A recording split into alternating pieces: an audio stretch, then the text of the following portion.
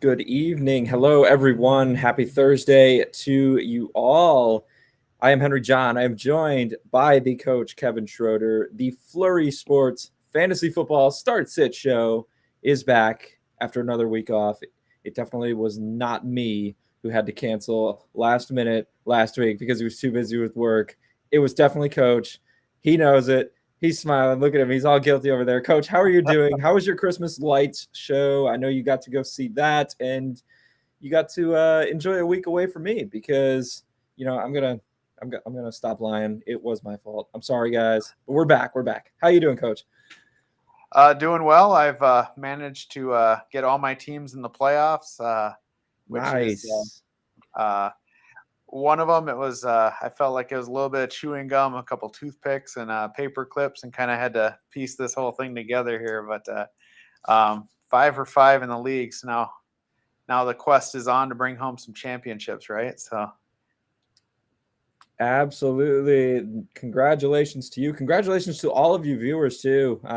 Obviously, probably if you're watching us at this point, week 15, your league is set to start its playoffs this weekend in fantasy football. Of course, with the expanded season, start of the playoffs moving back a week from week 14 to week 15.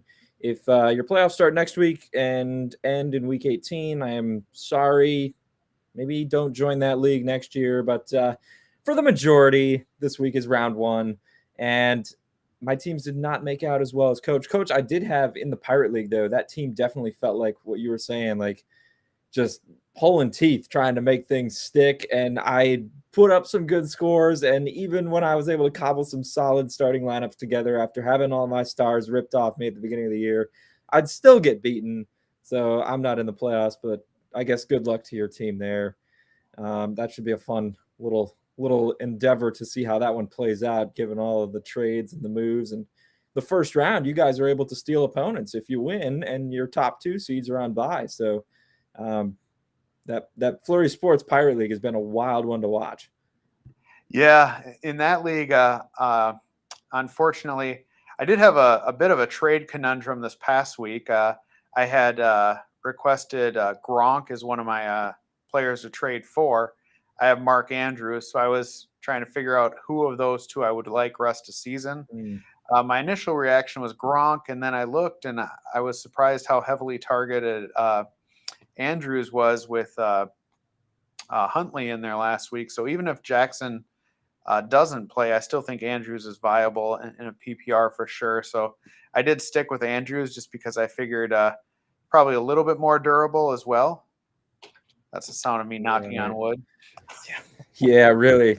I feel like you can't trust much of anything in the NFL these days as far as injuries. And now, as we kind of transition into our Week 15 start sit talk here, we'll get to your articles. And for the viewers, obviously, those watching us live, drop those questions right in the chat like you always do. We'll answer any and all that we get. We'll be on here. Probably go to like 8:10 Eastern. Get off a little bit before the Thursday night football game. We got a good one tonight, Chiefs and Chargers. But what I was going to say, Coach, going into Week 15 here, injuries, Lamar Jackson, you threw that name out. There are other ones, obviously. Terry McLaurin still in concussion protocol, to name another guy off there. But, man, these virus health and safety protocols are ravaging a few of these teams, and it's really kind of tough to stomach, I think. And even for me, who's, the Pirate League is the only one that really mattered, right? My team's not in the playoffs in the Pirate League, but it's still tough for me to sit here and watch as guys are just dropping like flies.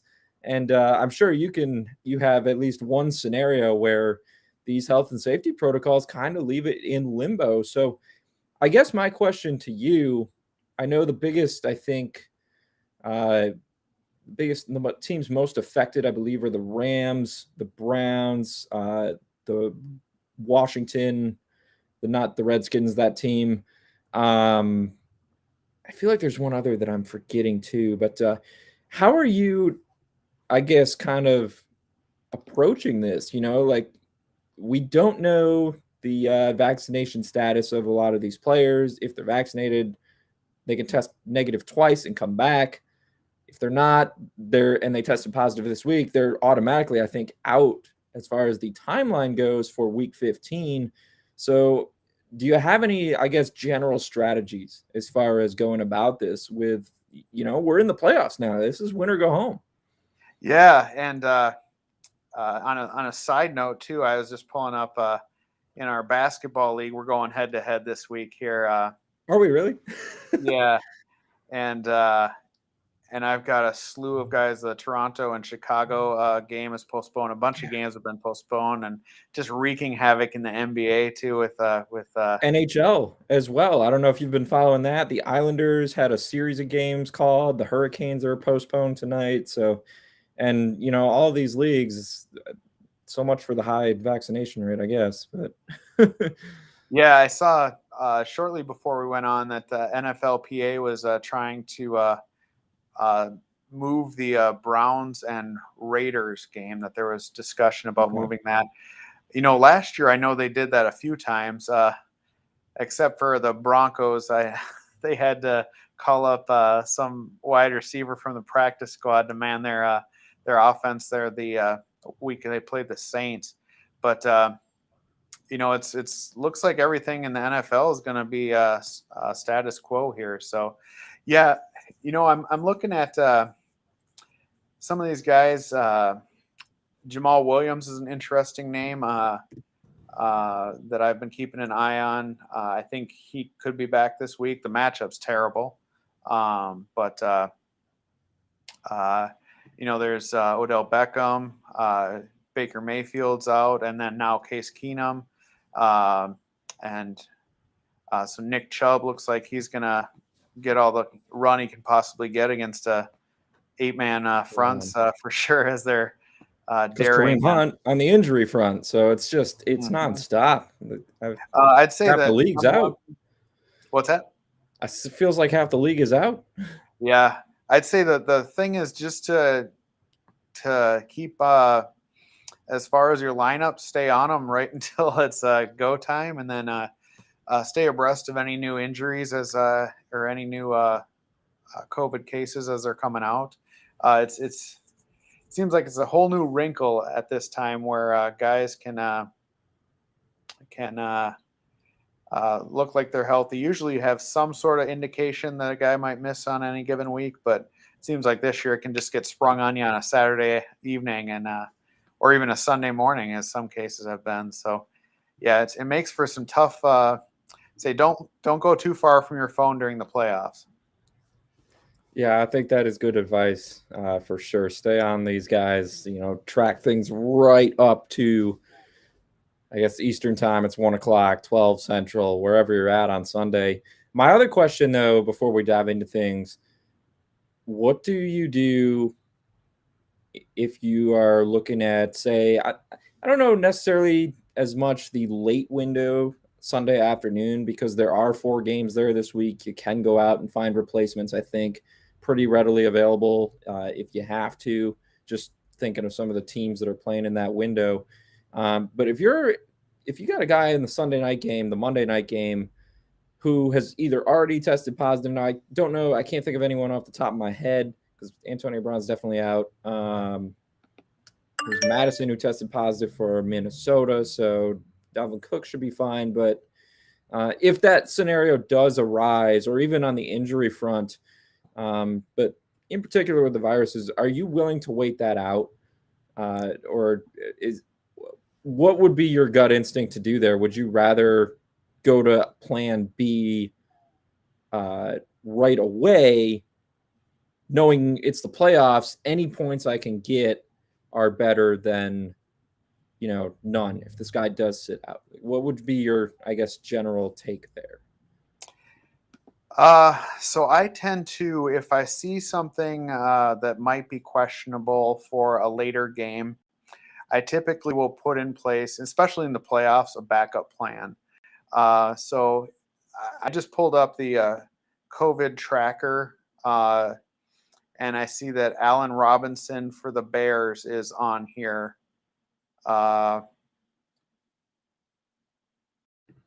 So if you were planning on starting him, you have a different option. Madison, D.D. Westbrook for the Vikings are the only significant players there.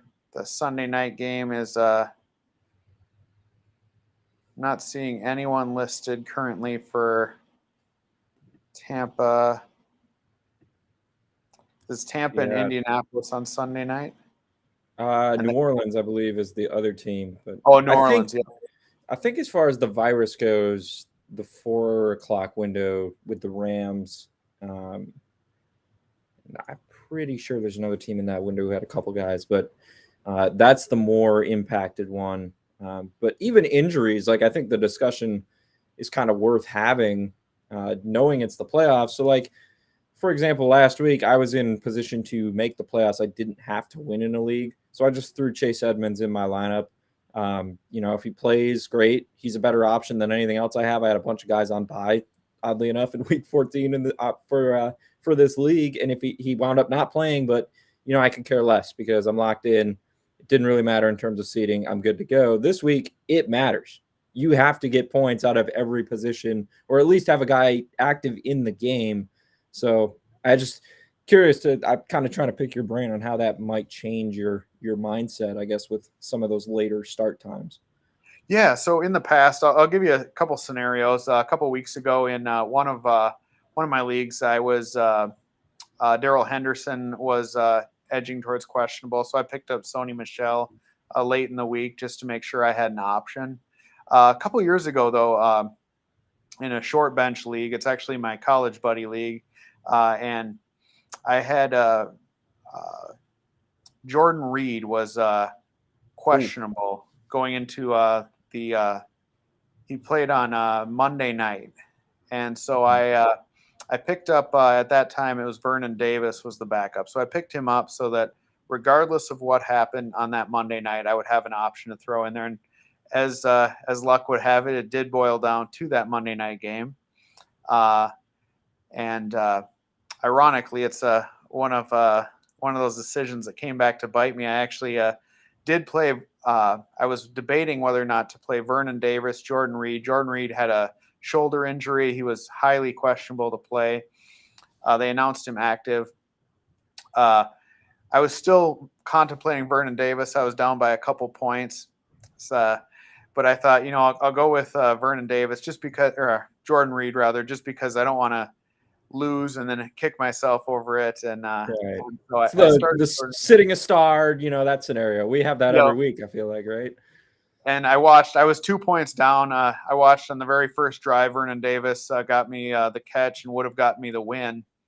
I also watched then later on Jordan Reed in the end zone, wide open, not getting passed to.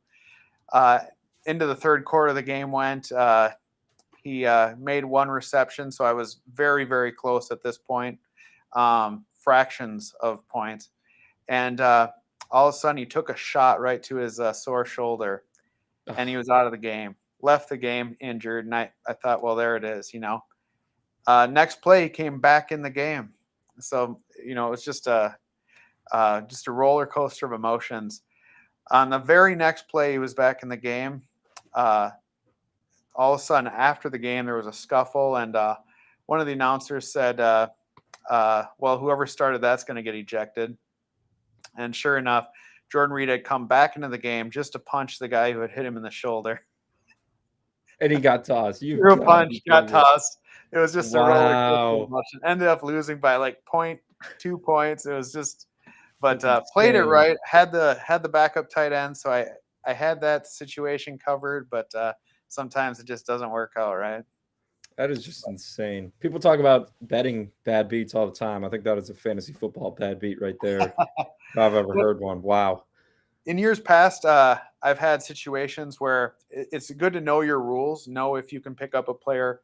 If you have to have all of your free agents in before noon on Sunday, plan accordingly so that you have that option. I have had leagues where you can pick up a player up until their game starts. In a league like that, I had a player declared inactive late on Sunday, and so I had to pick up a tight end in one of the games. I think it was a Monday night game with some backup tight end that was the only guy left, and he actually scored a touchdown and won it for me. So that was but just make sure that you're proactive and are watching the news and have options. You don't want to get a goose egg in the playoffs. 100% right. The other thing I would just add on to that is, this is the playoffs. It's all hands on deck from here, right? So, that rookie that you've been holding out hope that he's going to get a bigger role, or, the guy who's always hurt and on your bench, he plays every other week. When he's healthy, you can't start him because you can't trust him to stay on the field for an entire game. For some reason, T.Y. Hilton comes to mind there. Sorry to him. I feel bad. But, yeah, you know what I mean? Those type of players, if you're finding yourself in a scenario where, okay, let's say this week, Daryl Henderson missed last week's game with the virus, hasn't, I don't think, been officially cleared to come back. He's been dealing with an injury. He's in the 4 o'clock window. Go out and pick up someone that will benefit. If Sony Michel's somehow still available, obviously make that move or find an alternative piece. Don't keep holding on to Trey Sermon. It might be an example there. T.Y. Hilton, I guess he can take it or leave it. He's been able to stay healthy lately, and the Colts are coming off a bye, so he might not be the best example this week. But those guys that you've been stashing, there's no more time for stashing. Like it's go time. When you're in the playoffs, you've got to win this week to advance. And I'm sure Coach would echo those thoughts. You kind of throw caution to the wind here. You got to score points. You got to get points out of each spot in your lineup. So, well, and on the flip side of that too, if you notice that your opponent has a player who's in a situation like that, so perhaps your opponent has Daryl Henderson, you might want to pick up Sony Michel just to make sure that they don't have that option, right? So if you're seeing scarcity in a position, so for instance, in one league that I'm in, there's only one legit tight end out there, and the team I'm playing against needs a tight end. I'll pick up that tight end. I'll put him on my bench just so they can't have him, right? So you can kind of you got to do a little gamesmanship here at this point too. Yeah, 100%. Look at those opponent rosters too, especially in the playoffs.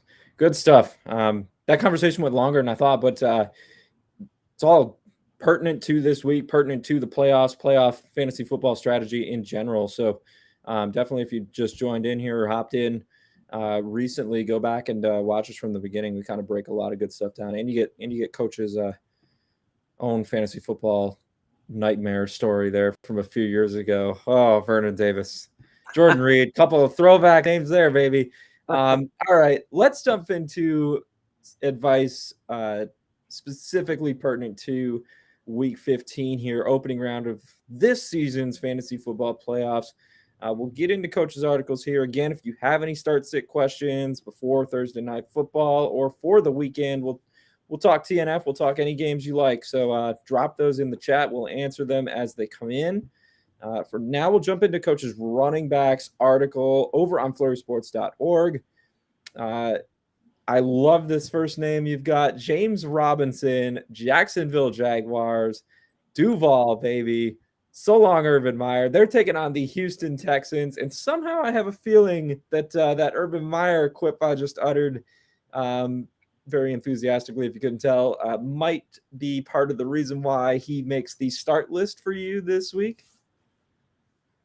Yeah, and I actually just noticed, so I'll write this article on Wednesday night. Usually late Wednesday night is when I finish this. So I just Urban Meyer was fired late Wednesday night.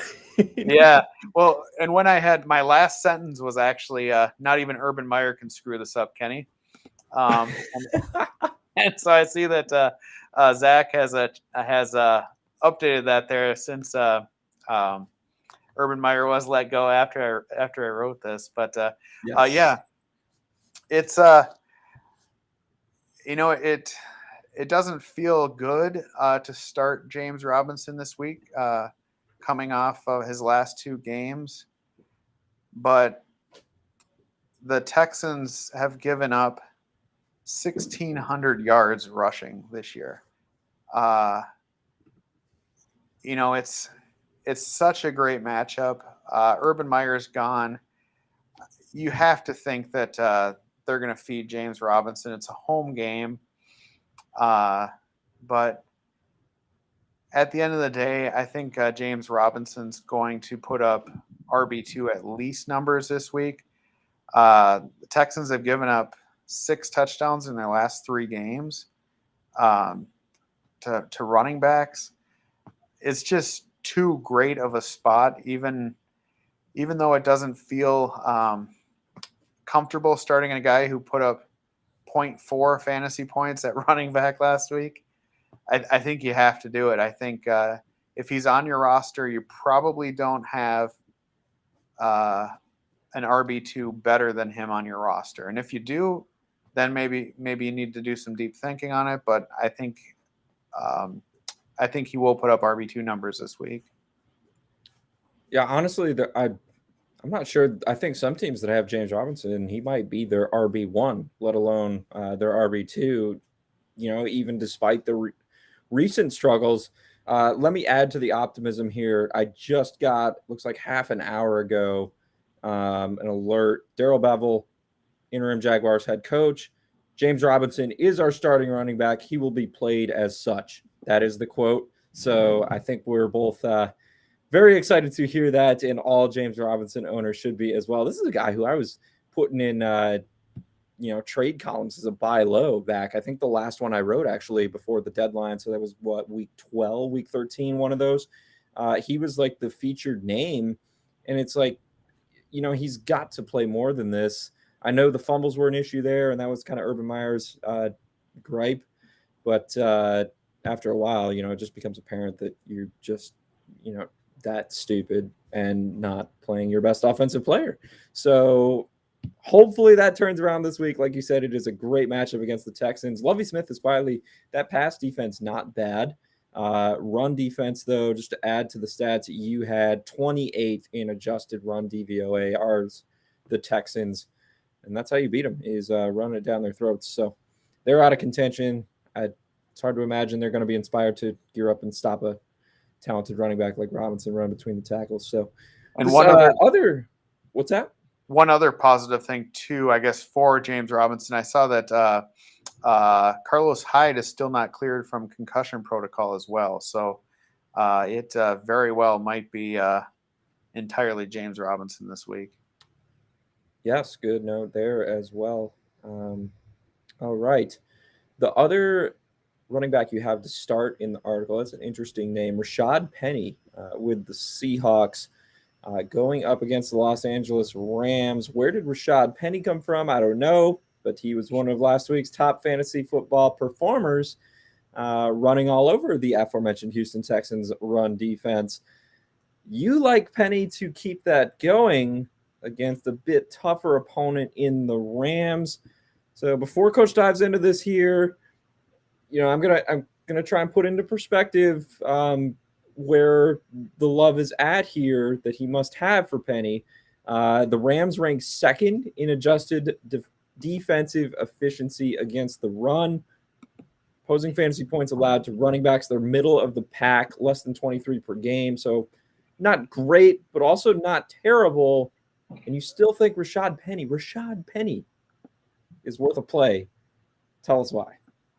I do. I think this is he's going to get all the work he can handle. It looks like he's going to be the guy in Seattle here, and the matchup it's a tough matchup. But I just think at this point in the season, when you have a back who's going to get the lion's share of the work, you have to play him.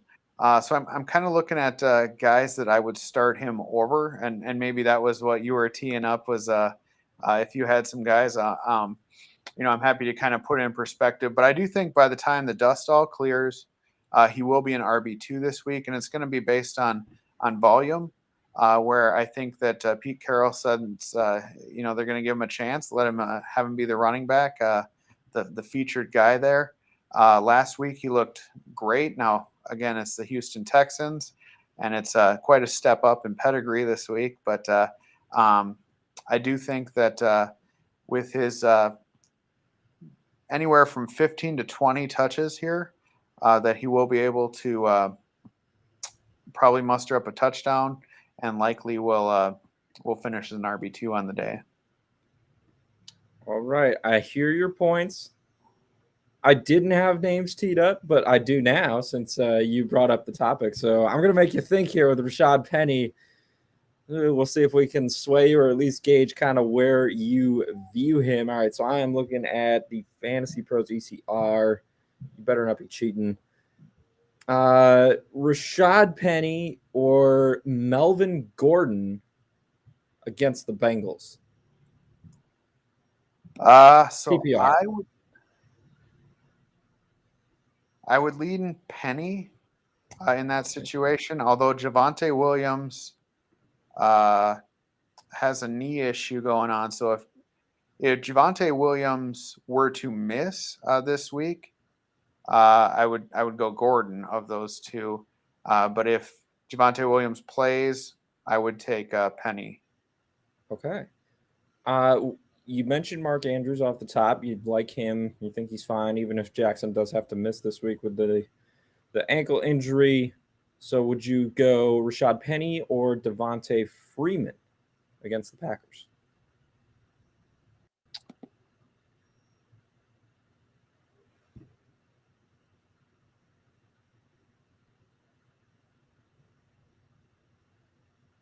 I think I would probably lean Freeman in that situation. Just because that's if Lamar Jackson sits. Mm-hmm. I would probably lean Freeman just because I think that it's going to run through. They're going to go through the running game a little bit more with Huntley in there. If Jackson plays, though, I could see starting Penny over Freeman just because. Although I do think Jackson's mobility is going to be limited, so I don't know if he's necessarily going to steal rushing touchdowns by the end zone. Sure. That one's pretty close, and of course, he has struggled, but the offense probably takes a hit with him out as well. That's pretty close. That one to me is pretty close. I would probably lean Freeman if Lamar Jackson is out, and Penny if Lamar Jackson plays. Okay. Let's see here. Rashad Penny or Chase Edmonds against the Lions. Favorable matchup there. Boy, that's another one that depends on James Conner, right? If James Conner is out, Chase Edmonds becomes, for me, probably borderline RB1. If not, I think he's a must play. If Conner's out, if Conner plays, give me Rashad Penny. Okay, I'll give you one more. Rashad Penny or Deontay Foreman. Titans are at the Steelers. I think I go Penny of that. That one's a tough one. I've looked at. I do have that choice to make in several leagues, okay. And to me, give me the volume. I think that Tennessee got a little bit more of a three-headed backfield there, and I think Penny. I think it's his show. The only concern I have with Penny is that his passing game usage. I wish I had a little bit better barometer of how he's used in the passing game. He only had one reception last week on one target, so that would be if we had a little better indication that he'll get 3 to 4 receptions in there, I'd feel rock solid in that. But I still I think I prefer Penny just because Foreman. I think he's going to out-touch Foreman. I think he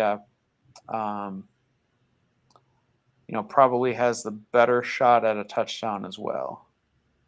Okay, fair enough. 3 of those 4 names in the ECR over on Fantasy Pros are higher than Rashad Penny. They have him at RB26, Foreman RB20, Gordon RB23, Freeman RB24, Chase Edmonds is RB28. So I'll shout out the boss man, Zach Bruner, while we're on here. I just checked his rankings just because I was curious over on FlurrySports.org. You can find those easily. Just head on over to the homepage. They're sitting right there front and center for you for your start sit questions after our show. But he agrees with you. He has Penny higher than all of them. RB21 for Penny, Gordon at 22, Freeman at 24, Foreman at 26, and Edmonds is a ways down right now for him, as obviously he's assuming James Conner is active. So interesting stuff. You guys clearly trust that Rashad Penny is going to be the guy there. And I think one of the concerns for me, well, first of all, the Rams defense. The other concern, though, is just Seattle's offensive line. I'm not convinced that unit is very good. I think Alex Collins is a capable running back, and he wasn't able to make hay behind that line this year when given the opportunity. However, Russell Wilson turns it around. But how much of last week is a product of Rashad Penny producing against the Texans' horrible run defense, as we talked about with James Robinson? Does that come back down to earth this week against a better Rams front? I think he has the volume. Alex Collins had volume, but can he do anything with it? I don't know that I see the Seahawks offensive line moving Aaron Donald and company, but you can feel free to offer a counter argument if you want before we move on. Yeah, and the one thing with Penny is that he does have wheels. I know he's his speed for a running back is pretty elite. I don't remember what his exact 40 time, but I know that coming out of college he had a burner speed as far as for running back. So it is a thing where even if he's not getting much, he does have the ability on any one play to crack off a pretty big game if there is an opportunity. I don't know. You mentioned with Alex Collins, I felt like his workload was really sporadic. I didn't feel like he was getting a whole lot of touches on a weekly basis, and I felt like it was kind of trending downward when I had written him as a sit a few weeks back, and I had looked to see. I thought his workload was kind of falling off a little bit there. Whereas it looked like last week, like they were actually making a commitment to run the ball with, and maybe that was too just because of the matchup. But I do have a couple leagues where I did pick up Penny, and I probably will be starting him over Foreman in at least one of those leagues, I believe. Going back to the previous scenarios there. And again, I do think that it would be nice if we knew there was more of a PPR floor. But yeah, I do think he has the potential. He was a first round overall pick, and with Penny, it's never been a skill thing. It's been a can he stay on the field thing. And so he does have first round talent. It's just the availability piece has been the question for him. I'll be completely transparent with you. His draft class was one of the first that I really dove into for fantasy football as an analyst covering wise. And Rashad Penny was one of my favorite running backs in that draft. I was like, this guy, he falls to the third, fourth round. Like, teams should take a look at him, and you should be taking a look at him in your dynasty rookie drafts or whatever you're doing. And here he goes in the first round. I was like, oh boy, we're setting the bar high here. I don't know that I viewed him as a first round pick, but in terms of where he might wind up or where he might go in the draft, I loved him as a value play. He was phenomenal at San Diego State. And like you say, the injuries have just killed him. But I think expectations of a first round pick are just too high. The talent's not an issue if he's able to stay healthy and he can catch passes. Now, will the Seahawks use him in that role? I think I could definitely see a scenario where they do. Do we trust Tyler Lockett on a weekly basis? Definitely not. You're going to have DK Metcalf going up against Jalen Ramsey this week, assuming Ramsey gets back from the virus protocols. Don't quote me on that, but yeah. So I think he has a role for sure. Alex Collins himself, it looks like, tested positive because I went to look up his carries just to see where we're at. He had at least 10 in 7 straight games, but only 15 or more in 3 of those. So I guess we're both kind of right on that argument. Depends on how much you want to define as a lot of volume. But Anyway, we could go on and on, but we'll move on here. A couple of sits from the article Coach has up over on the site. You have got New York Jets running back Michael Carter against the Washington football team. His return from injury. We know how the Jets season is going right now. I am going to throw a counter argument at you, but I'm going to let you say your piece first. You also have sitting any and all Detroit Lions running backs against the Arizona Cardinals. So walk us through both of these arguments here. Yeah. So as far as the Lions are concerned, Jamal Williams is still in the COVID protocol. He'd be the only one that would even be worth considering.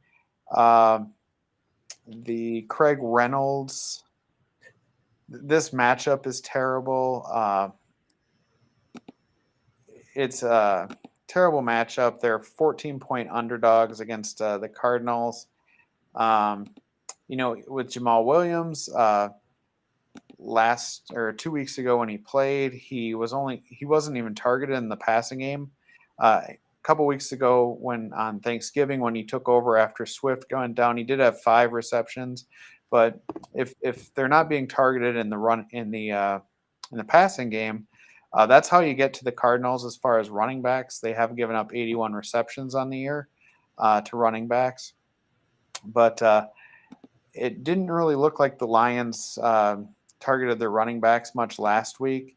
And I'm just not seeing this as a situation to stay away from. As for Michael Carter, I really like Michael Carter. I think he's a phenomenal talent. I've enjoyed watching him not only in college, but also with the Jets here this year. And I think I can anticipate what your counter argument's going to be because I think he does have a nice PPR to his game where they have certainly utilized him as a receiver. My only concern with him, the matchup, I guess 2 concerns with him. The matchup is pretty terrible. The Dolphins have gotten better as the season's gone on defensively. They're only giving up 15.6 fantasy points to running backs. And then my other concern with Carter is that he's coming off a high ankle sprain, and being out 3 weeks seems, most of the time high ankle sprain, you usually assume it's a 4 to 6 week type deal. This seems on the short end. So I'm concerned that it's going to be less of a workload than he might see if he were fully healthy, and then B, and I'll knock on wood here for you. I think if he did rush back, that's probably not the best idea to rush back for this season.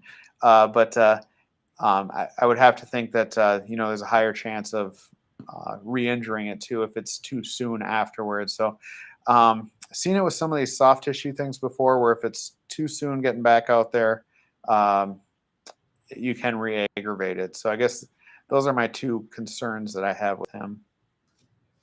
Yeah, my main argument was his role in the passing game, kind of just because, we know how the Dolphins like to crowd the line of scrimmage, throw those kind of exotic pass rushing looks at you. They will have no issues overwhelming the Jets offensive line. They already did that once this year. It's probably going to be even worse the second time around because the Jets have quit.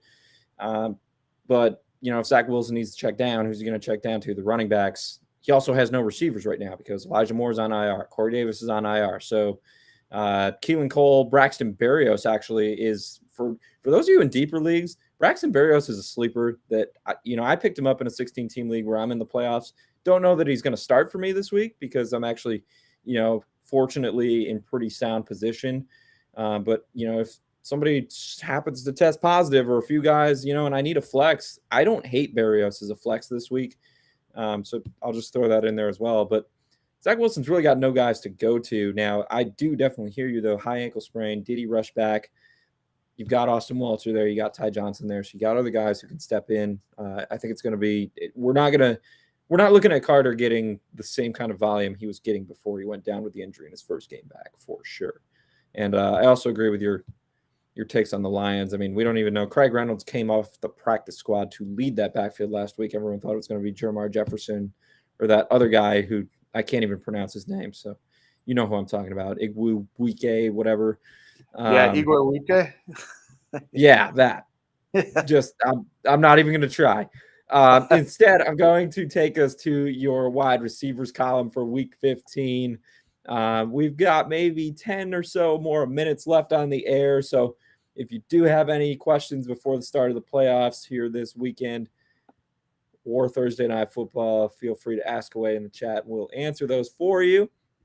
Otherwise, we'll keep going through coaches' advice here. Some guys he's been looking at. Wide receiver starts this week.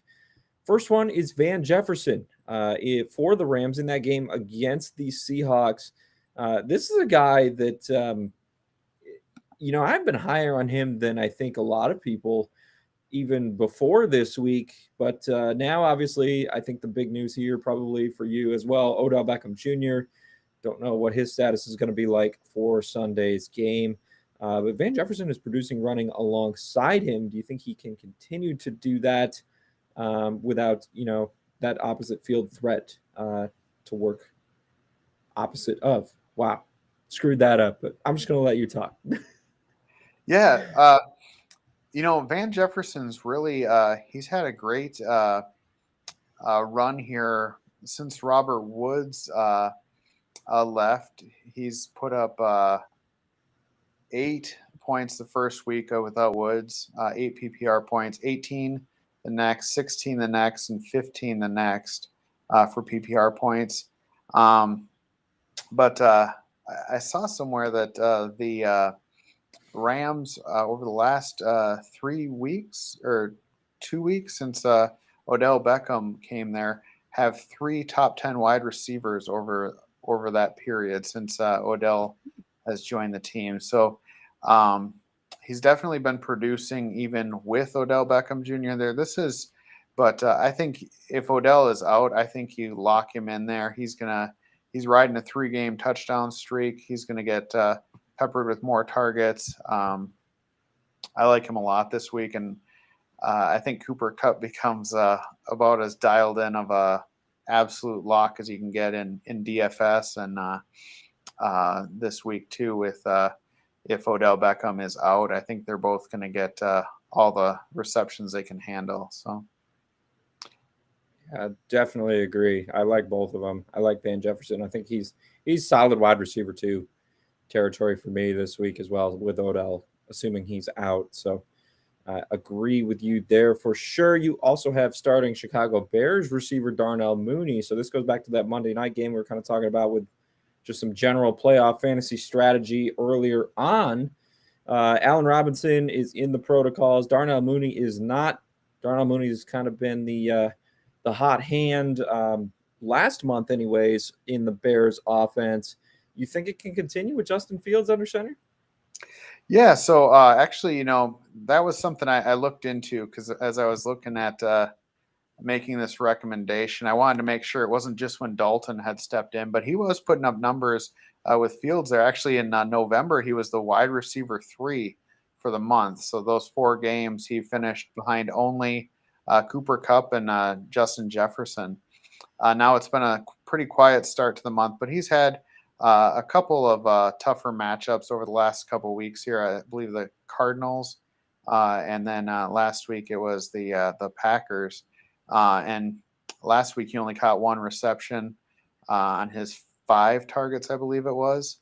But this week I just pulled up the weather, and everything's still looking good in Chicago for that night. That game has some sneaky shootout potential, I think, between the Vikings and the Bears. Both of their pass defenses are terrible, within the bottom 3 in the league, and have gotten worse too as the season's progressed. So I really, in the quarterback section, I like Justin Fields as a spot start this week. If you're in a pinch, I've got him in a super flex league. I'll be rolling him out there. And so I like Mooney. I think even if Mooney is one of those guys that feels a little bit like James Robinson this week, where it's kind of tough to start a guy coming off a couple of bad games in a row, but I think the matchup is just too good that you roll him out there this week, and he's gonna produce for you. Yeah, I like all that stuff. I'm just looking here. Let's see. So he's gotten 7 and 5 targets the last 2 weeks. So obviously Fields came back on Sunday night, but still getting targets on the field for over 90% of the snaps. So I think there's a solid floor there. Does it concern you at all? I know the Vikings stats as far as the passing defense are not great. Adjusted efficiency wise, they are top 12. Does that concern you at all? Now I know that takes into account obviously what they can do as far as throwing pressure looks, rushing the passer and whatnot. The secondary is void of talent for sure. You know, it's a young, inexperienced secondary. So I guess it comes down to, do you trust Mike Zimmer to confuse Justin Fields enough? And you don't think that's necessarily a hindrance on Mooney's fantasy production? Yeah, this is what when I was looking at matchups here, as far as fantasy points a game given up to wide receivers, the Vikings have given up 43 on the season, which is last. And then over the last 4 weeks, that's 52.3 fantasy points a game to opposing wide receivers. There's plenty of meat on that bone that even if they confuse Justin Fields, I think there's at least a shot or two that are getting through to Mooney. Cole Kmet might get in on the action here too. You might even see Jimmy Graham catching one in the end zone. But no, I think there's plenty of opportunities to be had against this Vikings secondary, that even if Fields is running for his life back there, I think he'll be able to unleash a couple deep ones. And I think Mooney should have at least a touchdown here this game. It should be, and he will have. They're going to connect on at least a couple big plays over 20 yards. Love it. I almost threw Cole Kmet in the tight end streamers article, but he's dealing with an illness. And also Jimmy Graham in the red zone just needs to stop, but it's still potentially a problem. So I went with some more off the radar names. So, you know, if you want to check out some of my work while you're reading all of Coach's great stuff over on FlurrySports.org, that's my latest fantasy football column I got for you. Let's look at some wide receiver sits here. And you have got, I talked about Terry McLaurin still being in concussion protocol. I'm assuming your sit recommendation for him is even if he plays, we want to avoid him against the Eagles. The other name you have, Michael Pittman Jr. with the Colts, taking on the New England Patriots. That's a huge game on Saturday nights. But when it comes to accumulating fantasy points through the air against the Patriots, that is not exactly easy to do. Talk to us about both of these guys and why you are bearish on them for Week 15. Yeah. So I'm bullish on the Bears wide receiver, and I'm bearish on these two. That's too much for me. I don't have that brain capacity. Come on now. As far as Terry McLaurin, as I was breaking this down, I didn't realize that. So Terry McLaurin's been, his season path is kind of resembling a little bit of a Tyler Lockett type of a season here, where he has 4 wide receiver 1 weeks. 1 week he finished as I think it was wide receiver 32, and then the rest of the weeks he's been completely not startable as far as his points per game. Tough matchup this week against the Eagles. I wrote if you are forced to start him, if he is healthy enough to play, the only thing you really got going for him is that 3 of his wide receiver 1 weeks have been in the road games that he's played. So perhaps he enjoys sleeping in hotels better than at home. But Yeah, I would not want to have Mclaren in there this week if I could help it. And then as far as Pittman, this is just a terrible matchup. Pittman has been pretty darn consistent this year as I was looking at his game log, but where he hasn't done well is the tough matchups. And I love it when you can kind of pinpoint when to not play a wide receiver. And he's been pretty good at, obliging against the other top 10 defenses he's played. As far as fantasy points allowed to wide receivers, were the Seahawks and Bills, and both of those he finished under 6 fantasy points in both those games. So, you always have the chance of a touchdown with him, but I'm not seeing it this week against the Patriots. I think you can find a better option. Now, if you need him as a roll the dice wide receiver 3 or flex, I can see that. But at wide receiver 2, you're not getting that type of production if you put him there this week. Yeah, I would agree. He's going to so first of all, speaking of McLaurin, I should preface this. He's going to see Darius Slay more than likely for the majority of his routes. So that's a matchup I would look to avoid regardless of who it is. And then Pittman, I'm right there with you. He hasn't been getting it done the majority of games. He had that little flash where everyone's like, oh, it's finally coming true. But, Zach says all the time, he's just not that good of a player. And I think T.Y. Hilton getting back in the lineup, you have another receiving option. But also the preferred way to beat this Patriots defense is on the ground. And that's what the Colts want to do anyway. So it is kind of a daunting play to just throw him out there blindly. And at the very least, you have to downgrade him. I don't know that he falls past wide receiver 3 flex for me, depending on your options. But he's a downgrade against New England for sure. Real quick, I guess we'll jump into your quarterbacks article here, just cover some of those. Any last minute questions? If anybody's watching and has some fantasy playoffs scenarios they want us to hash through quick before we hop off, drop those in the chat. Coach, in your quarterbacks article you have, we're starting Tua Tagovailoa against the New York Jets. I think that one's pretty self-explanatory. Like we said a couple weeks ago, nothing's changed with the Jets defense. They are still dead last in adjusted efficiency, and keep in mind that adjusted rank is against one of the easiest schedules on the season to date. I think Tua is definitely a go this week. The other start that you have at quarterback is both quarterbacks on Monday night, Minnesota against Chicago, Kirk Cousins, Justin Fields.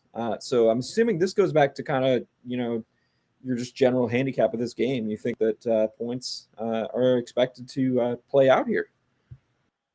I do, yeah, and Fields might be a bit of a stretch. I don't know if he's going to finish as a QB1 on the week, but I feel that in one league I am starting him where I'm kind of an underdog, and I think he has a pretty high upside this week. I think he's flashed at a couple games this year. I think as long as he runs around and is able to make some plays with his legs, we haven't always seen that this year, but if he is running, last week he ran for 75 yards against the Packers. I think if that element of his game is there, a couple downfield plays to Mooney, I think he's got the makings of putting together a pretty high ceiling game. He does have a little riskier floor than I would like, but and then Kirk Cousins, I think this is a good spot for him.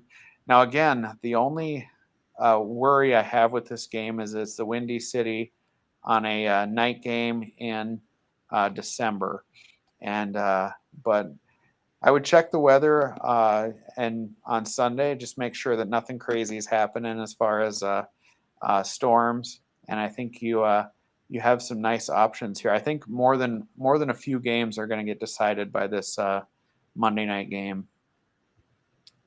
Yeah, it wouldn't stun me to see that come true. I think Justin Fields has quietly been playing better last week, first game back, and the Bears were able to put up points like they did. I know the Packers special teams was a big part of that, but there are some positives here for the Chicago offense. Hopefully they're trending in the right direction. Lastly, we've got sitting Derek Carr on Saturday against the Browns. Sitting Carson Wentz with the Colts against the Patriots. We already talked about that Colts-Patriots matchup and why obviously it's difficult for the passing attack for Indy all around. Why don't you tell us why Derek Carr is worth a sit? This is a guy who's up near the top of the league in terms of passing yardage. Browns are decimated by health and safety protocols. You're sure? Yeah, no, again, as I wrote this, I didn't have the full scope of all the Browns players here now that are going to be missing. And the list looks like it's even grown more in the last 24 hours.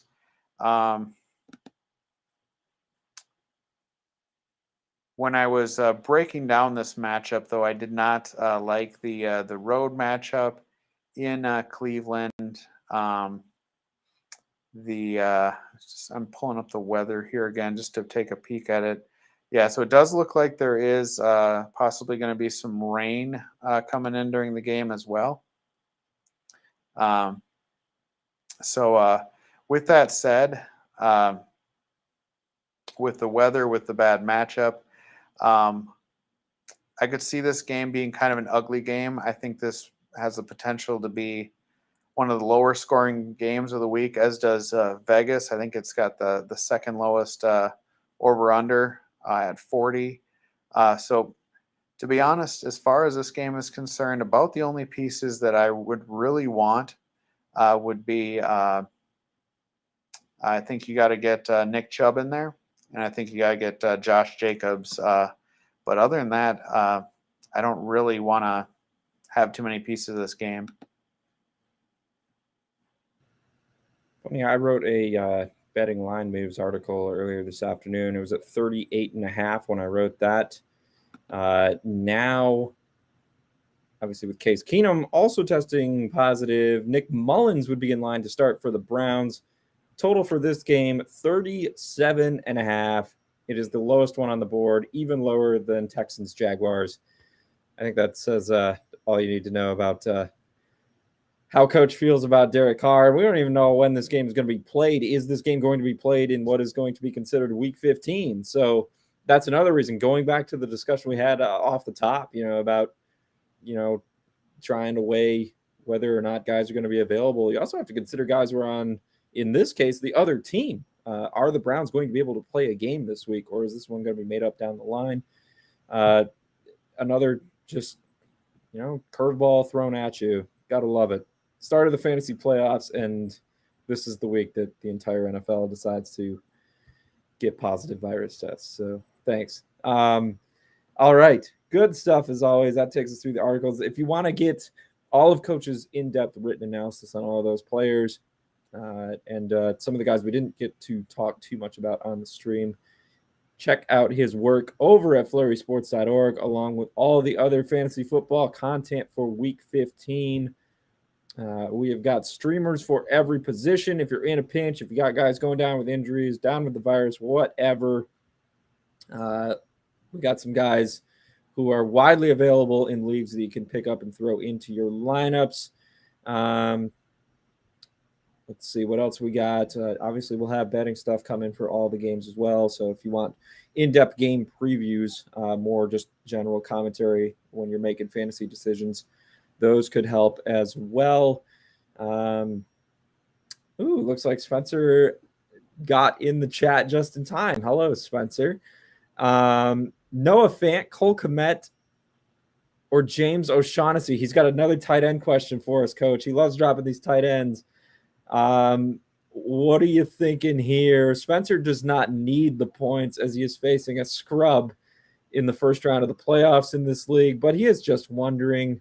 I wonder who that could be. What do you think of these three tight ends? I'll say James O'Shaughnessy made the tight end streamers column. I told you about my hesitancy with Cole Kmet, although you think that Vikings-Bears game could be a shootout. And then we got Noah Fant with the Broncos against Cincinnati.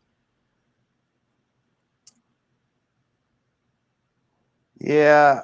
I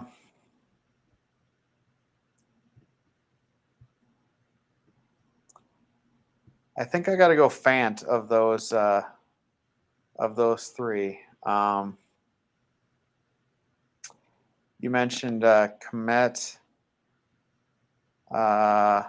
dealing with an illness. Jimmy Graham's been kind of coaching him as well. Noah Fant's been pretty solid. He's got 4 targets the last 3 weeks.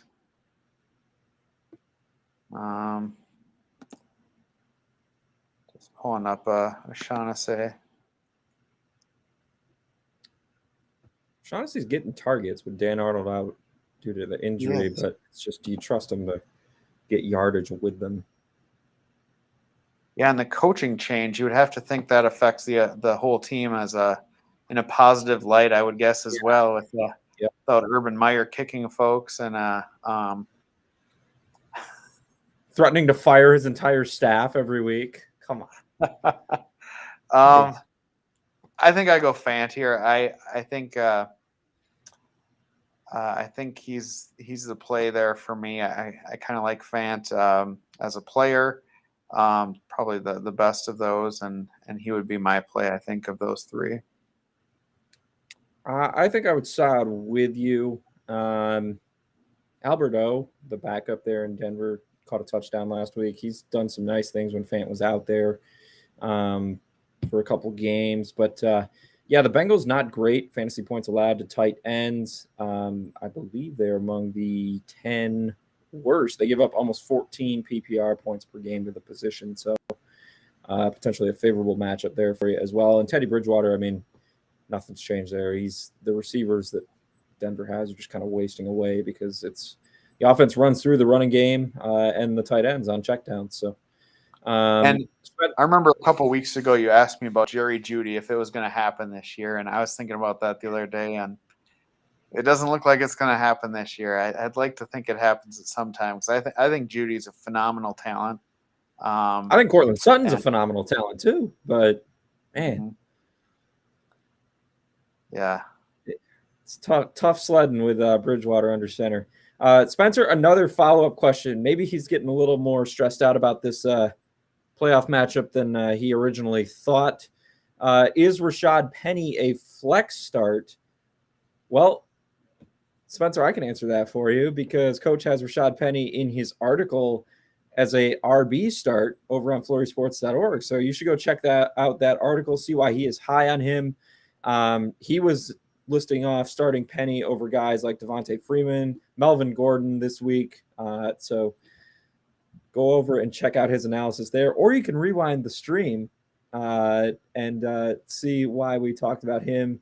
I believe Coach would say he is a viable flex start, especially when he's considering him an RB2.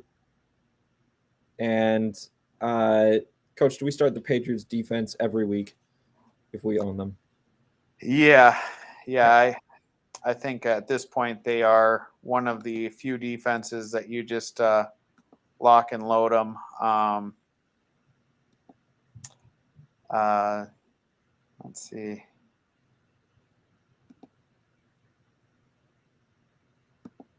You know, their fantasy points, I mean,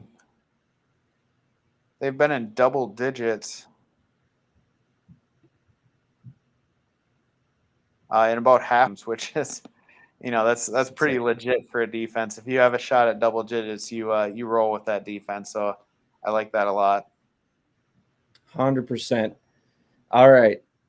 That'll do it.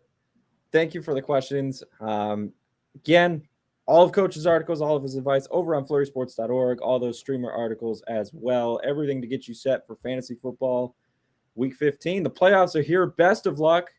Hopefully you survive. Hopefully our advice, at least some of it, helps you through. And we will see you back for, yes, Jonathan Taylor is a start, I think. That's pretty obvious. Jonathan Taylor or Carlos Hyde. Come on, Spencer. Are you that stressed out about this matchup? he's playing me, in case you didn't know. Somehow, out of a 16-team league, we wind up facing each other in the first round of the playoffs, and he's sweating big time because he's lost DeAndre Hopkins. So I don't know. We'll have to see how it goes down. Hopefully, I'll be allowed to talk about it next week on the show with you. But Coach, thanks for joining me. Best of luck, everyone, and we will be back next week with fantasy semifinal start sit. Good luck in week 15. Have a good night. Thanks, Henry.